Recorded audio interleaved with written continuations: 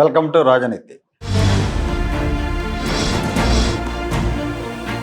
YSR Congress party కాపు కార్డుతో ఒకేసారి Pawan Kalyan Chandrababu check పెట్టే వ్యూహరచన చేస్తూ ఉంది. నిన్న జగన్మోహన్ రెడ్డి ప్రెస్ మీట్లో కూడా రంగా గురించి, రంగా హత్య గురించి, కాపుల గురించి, కాపులకు తెలుగుదేశం అన్యాయం చేస్తుంది, తెలుగుదేశం ప్రభుత్వం అని మాట్లాడటం వెనక ఈ వ్యూహం ఉంది. దీనికి కొంతకాలంగా తెర వెనక వర్కౌట్ చేస్తూ ఉన్నారు. గతంలో కూడా 2014-19 మధ్యలో చంద్రబాబు అధికారంలో ఉన్నప్పుడు కాపు రిజర్వేషన్ల పేరుతో ముద్రగడతో ఉద్యమం చేయించి కాపులకు రిజర్వేషన్ ఇచ్చినప్పటికీ తెలుగుదేశానికి వ్యతిరేకంగా వాళ్ళని రెచ్చగొట్టిన వైఎస్ఆర్ కాంగ్రెస్ పార్టీ అధికారంలోకి వచ్చిన తర్వాత మాత్రం ఆ రిజర్వేషన్లను అటకెక్కించింది. కాపులకు పెద్దగా ప్రాధాన్యం ఇవ్వలేదు. అంటే ఆయన అధికారంలోకి రావడానికి ఆ కులాన్ని రెచ్చగొట్టాడు. ఇప్పుడు మళ్ళీ కాపులను రెచ్చగొట్టి కూటమిని దెబ్బకొట్టే వ్యూహరచన చేస్తున్నట్టుగా తెలుస్తూ ఉంది. ఎన్డీఏ కూటమిలో చంద్రబాబు నాయుడు, పవన్ కళ్యాణ్ వీళ్ళిద్దరూ కలిసి ఉన్నంత వరకు వైఎస్ జగన్ మళ్ళీ ముఖ్యమంత్రి కాలేడు అన్నది నిజం. అందుకే వీళ్ళిద్దరి మధ్య విభేదాలను సృష్టించడానికి ప్రయత్నించారు.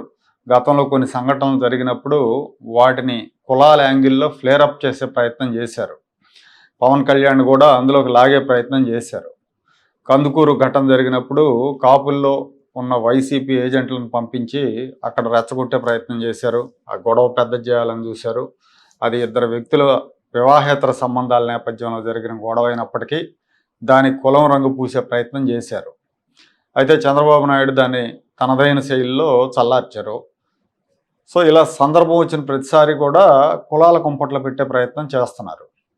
గుంటూరు జిల్లా ముట్లూరులో కూడా కమ్మ కాపుల మధ్య జరిగిన గొడవని కాపులపై కమ్మల దాడిగా చిత్రీకరిస్తూ మీడియాకి ఎక్కారు. వీళ్ళు ఎన్ని ప్రయత్నాలు చేస్తున్నా పవన్ కళ్యాణ్ వీళ్ళ ఉచ్చులో చిక్కుకోవటం లేదు. ఆయన పదే పదే తన కార్యకర్తలకు జాగ్రత్తలు చెప్పుకుంటూ వస్తున్నారు. జగన్మోహన్ రెడ్డి అనే ఒక ప్రమాదకర మనస్తత్వం ఉన్న వ్యక్తి గెలిస్తే ఎవరికి పుట్టగతులు ఉండవు. సో అతన్ని ఓడించాలి అంటే చంద్రబాబు నాయుడుతో కలిసి పనిచేయాలి, కలిసి కట్టుగా ఉండాలని చెప్తూ వస్తున్నారు. అలాగే అన్ని కులాలని కలుపుకుపోతేనే రాజకీయాల్లో సక్సెస్ అవుతాం, కేవలం ఒక్క కులం మద్దతుతో, కాపుల మద్దతుతోనే ఏది అవదని బ్రెయిన్ వాష్ చేస్తూ వచ్చారు. దీంతో వైఎస్ఆర్ కాంగ్రెస్ పార్టీ వ్యూహాలు ఫలించట్లేదు.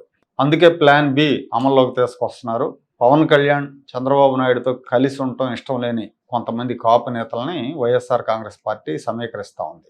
మరీ ఎక్స్ట్రీమ్గా కూటమి ధర్మానికి విరుద్ధంగా మాట్లాడుతున్నారని పవన్ కళ్యాణ్ పక్కన పెట్టిన వాళ్ళతో పాటు కాపు కులంలో ఆర్థికంగా, రాజకీయంగా కాస్త పలుకుబడి ఉన్న కొంతమంది పెద్దల్ని సమీకరిస్తున్నారు.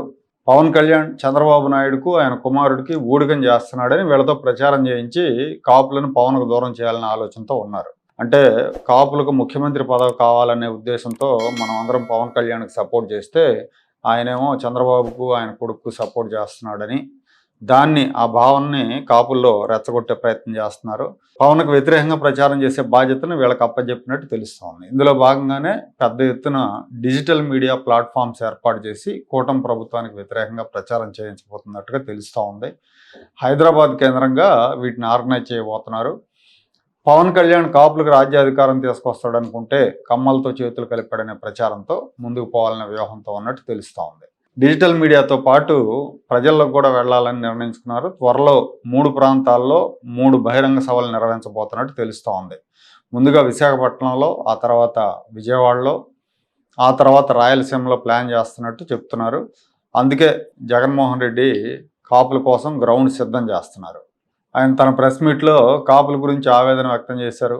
పొన్నూరు నియోజకవర్గంలో జరిగిన మొక్కజొన్నల గొడవలో పనిగట్టుకుని కులాల పేర్లు చెప్పాడు.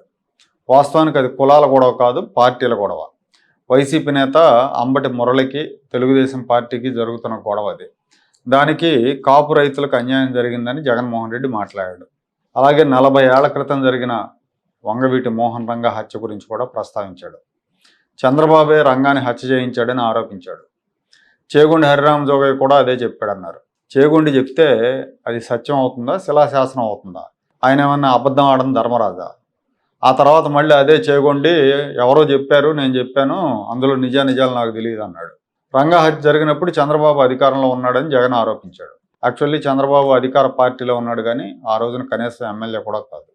అసలు చంద్రబాబుకు రంగాకు గొడవలు లేవు. వాళ్ళిద్దరే వేరు జిల్లాలు. అప్పటి తెలుగుదేశం ఎమ్మెల్యే దేవినేని నెహ్రూ, కాంగ్రెస్ ఎమ్మెల్యే రంగా వీళ్ళిద్దరి మధ్య గొడవల్లో నెహ్రూ తమ్ముడిని మురళిని చంపారు. దానికి ప్రతీకారంగా రంగాన్ని చంపేశారు. ఇప్పుడు నెహ్రూ కుమారుడు అవినాష్ జగన్మోహన్ రెడ్డితోనే ఉన్నాడు. రంగా కుమారుడేమో చంద్రబాబుతో ఉన్నాడు. అంటే రంగా మీద నిజమైన ప్రేమ ఉంటే రంగా హత్యలో ప్రధాన పాత్ర వహించిన నెహ్రూ కుమారుడిని దగ్గర ఎందుకు పెట్టుకుంటాడు జగన్మోహన్ రెడ్డి? అలాగే రంగా కుమారుడిని దగ్గర పెట్టుకోవాలి కానీ రంగా కుమారుడు రాధాకృష్ణన్ బయటకు ఎందుకు దోసేశాడు? ఒక వ్యూహం ప్రకారమే రంగా మీద అంత అకస్మాత్ ప్రేమను ప్రకటించాడు. ఒకప్పుడు రంగా విగ్రహానికి పూలమాల వేయడానికి ఇష్టపడిన జగన్మోహన్ రెడ్డి 40 ఏళ్ల క్రితం జరిగిన రంగా హత్యను ప్రస్తావించడానికి కారణం ఇదే. రంగా విగ్రహం దగ్గర జగన్మోహన్ రెడ్డితో జరిగిన వివాదమే ఆయన కుమారుడు రాధాకృష్ణ వైసీపీని వదిలేసి టీడీపీలో చేరడానికి కారణమైంది. వైఎస్ఆర్ కాంగ్రెస్ పార్టీలో ఉన్న కాపు నేతలతో పవన్ కళ్యాణ్ ఇష్టం వచ్చినట్టు తిట్టించాడు జగన్మోహన్ రెడ్డి. పవన్ వ్యక్తిత్వ హననం చేయించాడు. రాష్ట్రంలో కాలు పెట్టకుండా అడ్డుకున్నాడు. నడి రోడ్డు మీద అడ్డుకున్నారు. హోటల్లో నిర్బంధించారు విశాఖపట్నంలో.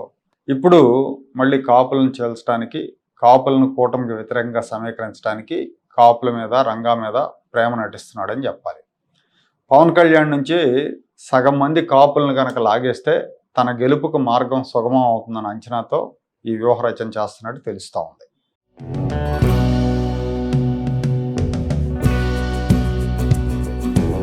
Like, share and subscribe to Rajaniti channel.